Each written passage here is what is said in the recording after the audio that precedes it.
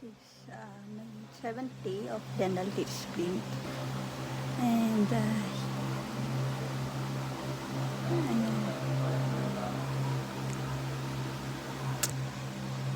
kita pa rin yung gap dito. Naman siya na magbabago sometimes. Parang masakit tong, parang nanginginig tong apat sa harapan. And nakaka-anxious kapag ka natutulog. Kasi baka mamaya bigla akong mabasag or mag-grind yung teeth ko.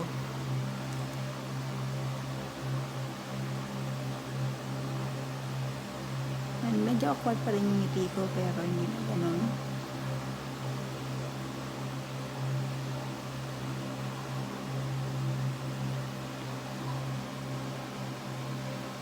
Ayan, kita pa rin yung pag-iwi ng labi ko. So, after a week na ulit ako mag-update para makita ko yung difference.